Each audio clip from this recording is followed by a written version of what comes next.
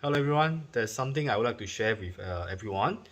What happened if your motor of your DF64 is stuck and it doesn't turn anymore? So what could have caused the problem? Right? Hi, if you are first time joining my channel, this is CY.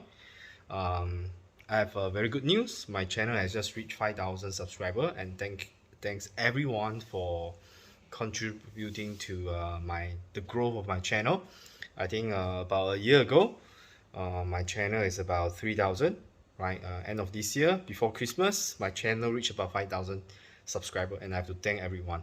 And I'll be thinking of probably giving out something back to you to appreciate all of you, um, and for subscribing to my channels. And yep. So, but today's main thing is about the DF64 grinder. Recently, I've received a grinder from a customer.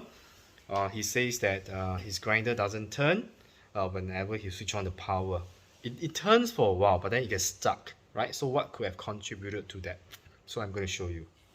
And I would just like to share with everyone something my customer has done, which is modding the position of the switch to the side instead of here. So he has actually shifted this to the side, and of course by doing so you are actually voiding the warranty. So this machine has no longer has got no more warranty because this has been modded. We do not encourage people to do that. So if you do that, it is at your own risk, and once you do that, the warranty will be void. But I still help my customer to diagnose what's the issue with the grinder.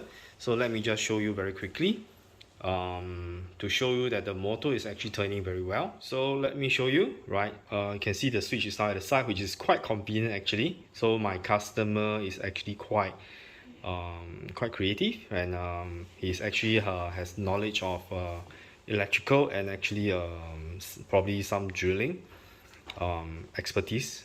So let me switch on the grinder to show you. Right, you can see that the grinder turns perfectly when it's switched on. Right, it runs perfectly. Okay, now I'm just going to install the burr carrier. Right, this is actually the bottom burr carrier. So you can see that there are two hatch here, and there are two pins here. And basically, you just have to align this to the pin. Right, and once you align it correctly, it will sit very nicely inside. Okay, let me try to find the position. You can see that that's the pin position, and that's the pin there. Right, so okay, you can see that now it has seated nicely inside. And now if I turn on the grinder, observe what happened. You can see that the grinder jams. Please don't do this, right? If something happened to you, what can be the cause of this? So what could have caused the jamming? The answer is actually very simple, right? What happened is my customer actually removed the original declumper, and the original declumper is actually about 1 mm thick. When he removed the declumper entirely, he did not actually leave a cutout, which means he doesn't leave the membrane inside before he screw on uh, the screw that holds the exit chute. So what happens is that, let me show you. If I remove this, okay, now you can see it's pretty jammed up. Okay, now I'm going to zoom in closely to let you see. I'm quite sure some of you already picked up. Can you see this screw over here? It is actually protruding out, and this is the screw that actually prevent the burr, which is attached to the motor, from turning. Hence, therefore, it only turns about 45 to 50 degrees, and it starts to jam up.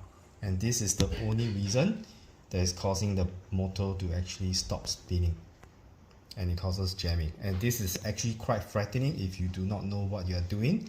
So this is actually the issue that causes the burr to stop turning. And now I'm going to show you how to solve this problem easily. Is actually, I think if you have experience removing the declumper, I'm quite sure you know what to do already, but I'm just going to show you quickly.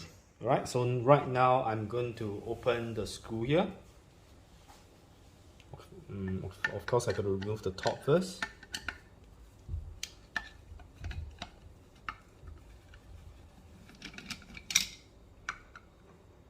Okay, I'm using some sort of a tripod.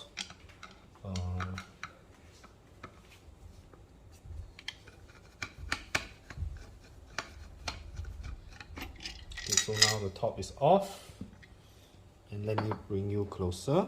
What happened is, you can see this is the original switch position. My customer drilled a hole here, and then you can see that now it's being pushed to the side. What you can do is that we can actually shift the hole to the side here. I think drilling a hole here is not a main issue. So you can see this is the original hole position for the switch, and now it has been shifted to the side. So this is something that my customer has done. Right, so right now I'm going to remove these two screws and to expose the inner chute.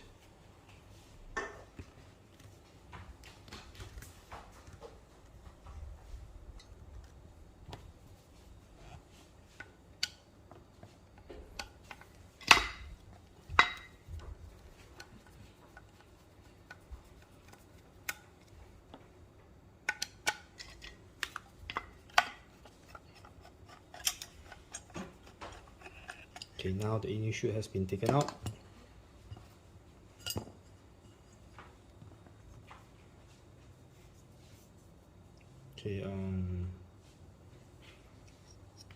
Okay, now this is the main problem here.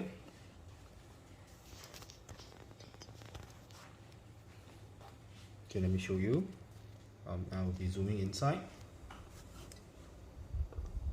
You can see that these are the two screws that hold the exit chute, so I'm just going to remove it.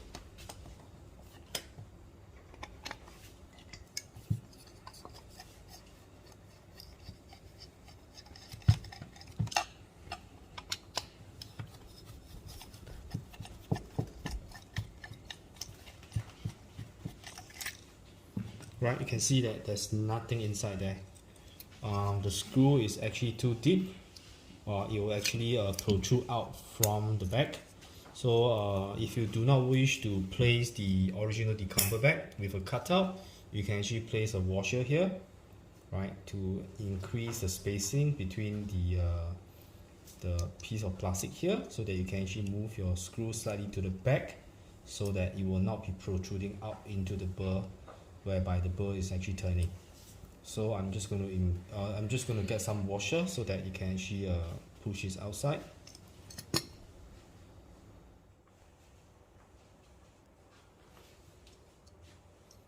Okay, so what I'm going to do is I'm going to remove this, because I do not want this to be too deep.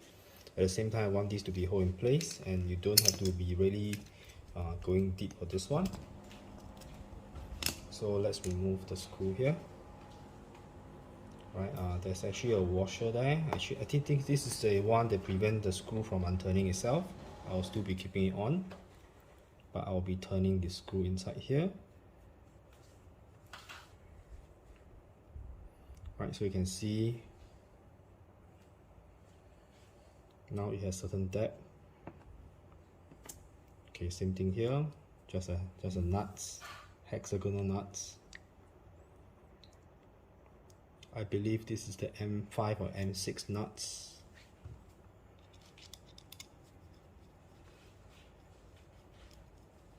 Okay, so now what I'm going to do is I'm just going to place it back.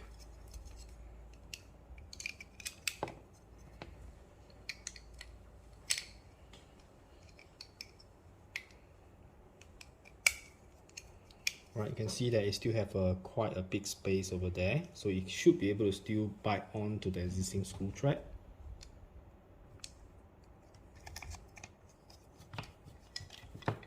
Yep, so it's still tight, so it's good to go.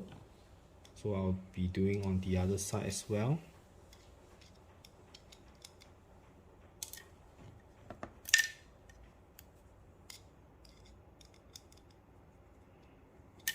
Oops. Okay, I may need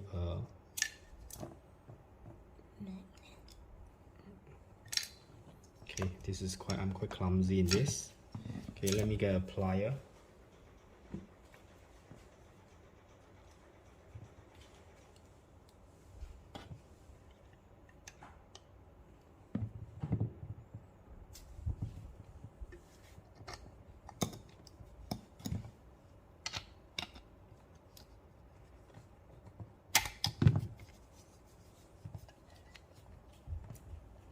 Okay, so this is done. So now I'm going to fix everything back. And because my customer removed the wire from here, so you can see this piece is come freely loose. And I think he did another thing here to sort of cushion here, so that when you place it back, right, it will be held in a tighter position. I'm not too sure whether the white piece actually does anything, but I think I'll just place it back for the customer. This doesn't come with the grinder, right? It's some additional stuff that my customer has placed inside. So let me just screw everything back and give you another test.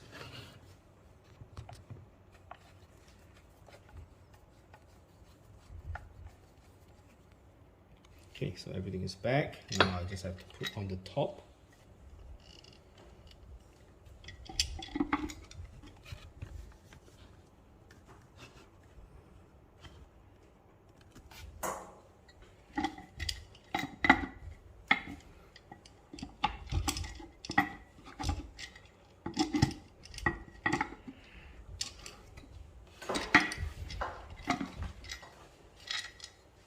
Remove the screw first.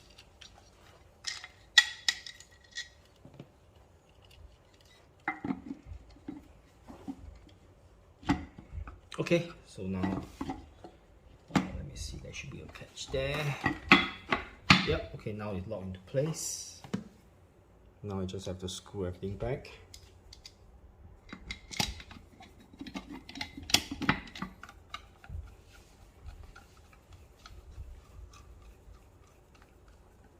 Okay, good. If you find this not important, you can always fast forward to the last part where I do the testing. So right now I'll be inverting this over.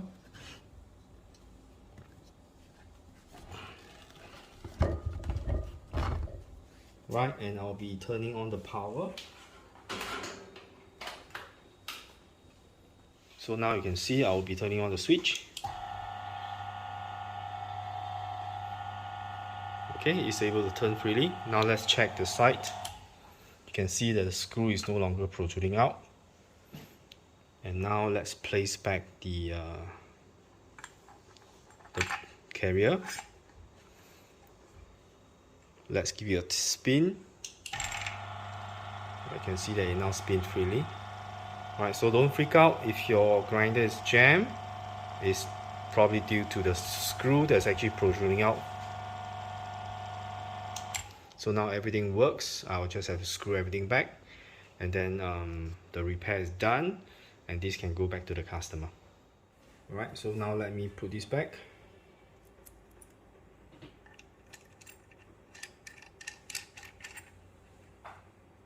Okay, I have to make sure that this is tight.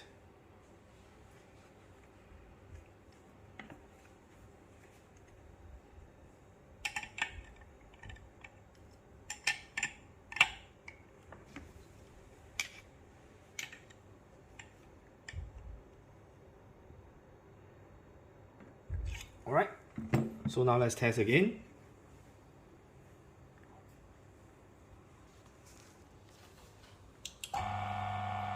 Alright, seems to work. Now let me install the burr back.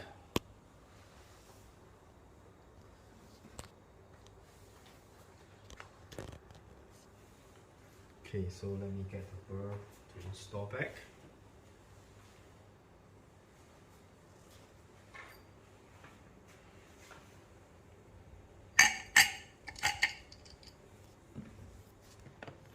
By the way, you have to use a 14mm to hold this in position, so that when you turn, you can actually get the screw thread in easily.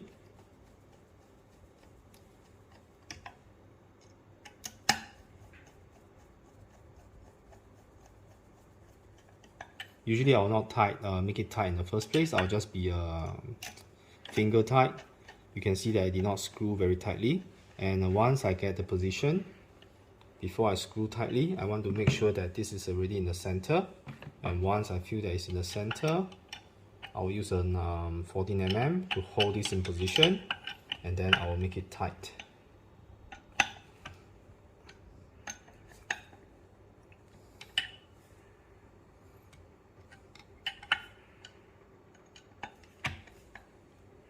Alright, okay, so let's do a test again.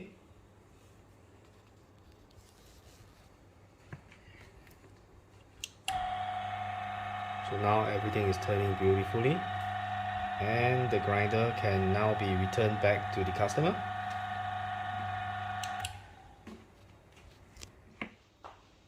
Right, so thank you for joining me today. This is CY once again.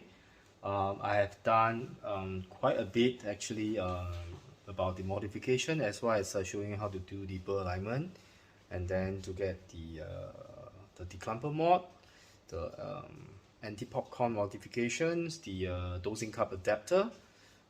So I've been playing with this grinder for quite some time, and I've done quite a bit of repair on this as well. So this is my most recent discovery, and thank you for watching. Right, if you have not subscribed to my channel, remember to hit the subscribe button and like my video, and I'll see you in the next one. And Christmas is coming very soon. If I didn't make a video on Christmas Day or before Christmas Eve, I'll wish you Merry Christmas, and I'll see you very soon. Stay safe, and see you in the next one.